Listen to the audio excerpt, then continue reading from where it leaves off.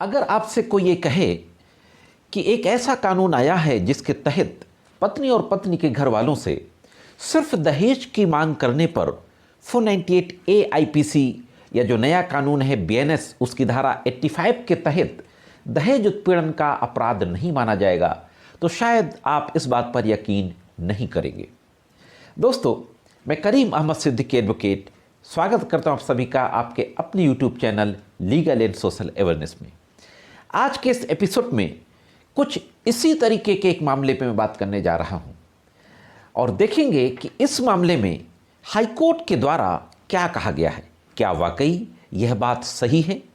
तो जुड़े रहिए आखिरी तक, देखते हैं कि इस संबंध में संपूर्ण जानकारी क्या है। सुप्रीम कोर्ट के द्वारा और कई हाई कोर्ट्स के द्वारा लगातार इस तरीके के जजमेंट्स आ रहे हैं और मेरे वीडियोस भी उन जजमेंट्स पे आते रहते हैं।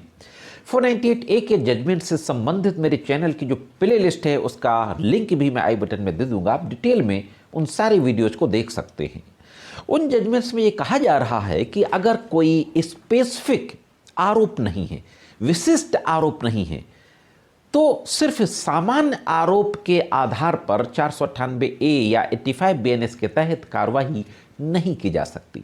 डोमेस्टिक वायलेंस के संबंध में भी इस तरीके के जजमेंट आ रहे हैं। अभी मैंने पिछले हफ्ते ही बनाया था कि स्पेसिफिक आरोप होना जरूरी है और खास तौर पर वहां पर जहां पति के दूर दराज के रिश्तेदारों या पति के ऐसे पारिवारिक सदस्य जो घर से बाहर रह रहे हैं उनको आरोपी बना दिया गया है। ऐसी स्थिति में सिर्फ सामान्य आरोप लगाने के आधार पर कार्रवाई नहीं चलानी चाहिए। इसी तरीके का एक मामला दिल्ली हाई कोर्ट पहुंचता है और दिल्ली हाई कोर्ट में भी पति के माता पिता जो कि बाहर रहते थे उनके ऊपर दहेज का आरोप लगा दिया जाता है। एफआईआर दर्ज करा दी जाती है। माता पिता के साथ साथ कुछ रिश्तेदार भी थे। एफआईआर दर्ज होने के बाद हस्बैंड के पेरेंट्स और रिलेटिव्स उस एफआईआर को क्वैश कराने के लिए हाई कोर्ट जाते हैं। ये केस की डिटेल क्या थी उसके बारे में मैं लास्ट में वीडियो के आपको बताऊंगा। जब हाई कोर्ट जाते हैं एफआईआर को क्वैश कराने के लिए तो हाई कोर्ट में इसी तरीके का आर्गुमेंट किया जाता है और यह कहा जाता है आर्गुमेंट करते हुए कि हम तो कभी भी शादी के कुछ दिनों बाद से ही उसके साथ नहीं रहे। इन दोनों के बीच में अगर किसी तरीके का कोई डिस्प्यूट होता था तो कभी कभार समझाने का रोल जरूर कर दिया जाता था, समझाने के लिए बातचीत जरूर कर दी जाती थी, बाकी कभी साथ में नहीं रहे। साथ ही साथ ये भी कहा जाता है कि प्रथम सूचना रिपोर्ट में किसी के विरुद्ध कोई स्पेसिफिक यानी विशिष्ट आरोप नहीं है और साधारण आरोप लगाकर इस तरीके का एफआईआर दर्ज करा दी गई है उस टेंडेंसी के तहत जिस टेंडेंसी के आधार पर जिस टेंडेंसी के चलते पति के दूर दराज के रिश्तेदारों और पारिवारिक सदस्यों को आरोपी बनाया जा रहा है।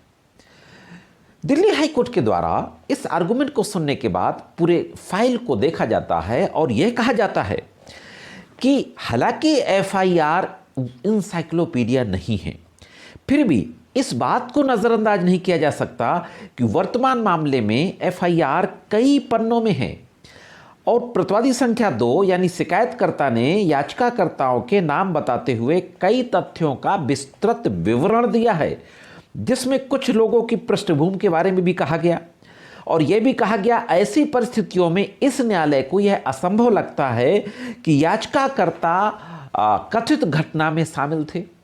सीधी सी बात कोर्ट ने कही कि जब एफआईआर बहुत लंबी चौड़ी लिखाई है तो उस एफआईआर में लोगों का विवरण लिखाना कैसे भूल गई, लोगों की भूमिका लिखाना कैसे भूल गई।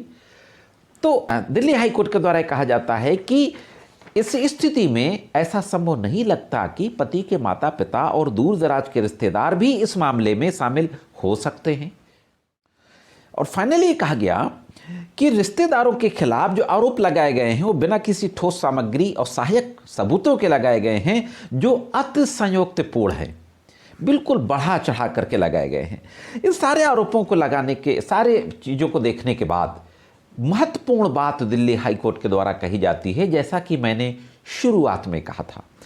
यह कहा जाता है कि केवल दहेज की मांग करना, ध्यान से सुनिएगा, केवल दहेज की मांग करना आईपीसी की धारा 498 ए के तहत अपराध नहीं है। हाँ दोस्तों, बहुत बड़ा जजमेंट दिया गया दिल्ली हाई कोर्ट की बेंच के द्वारा कि केवल दहेज की मांग करना 498 के तहत अपराध नहीं है और वर्तमान परिस्थितियों में धमकी का एक सरल आरोप उत्पीड़न नहीं माना जा सकता, खासकर जब शिकायतकर्ता का यह मामला हो कि याचिकाकर्ताओं ने इसे निवेश के रूप में उचित ठहराने की कोशिश की थी।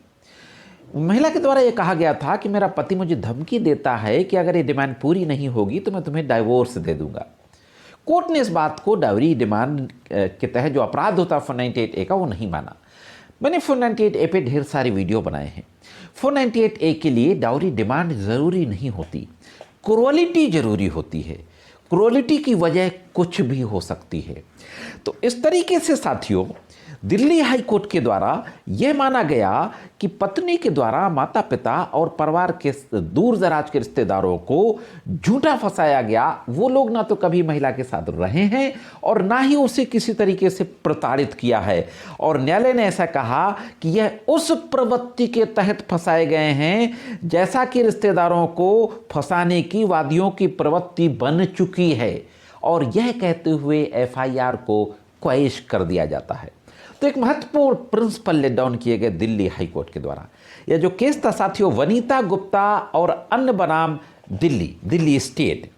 तो यह एक लाइवला का सटेशन है जो पूरी डिटेल आपके स्क्रीन पर है। यह जानकारी मैं समझता हूं जरूर आपके काम आएगी। जानकारी कैसी लगी कमेंट्स करके जरूर बताइएगा। आज के इस एपिसोड में सिर्फ इतना ही। मिलते हैं किसी अन्य एपिसोड में कानून की कुछ अन्य जानकारियों के साथ। तब तक महत्वपूर्ण जानकारियों के लिए देखते रहें लीगल एंड सोशल अवेयरनेस।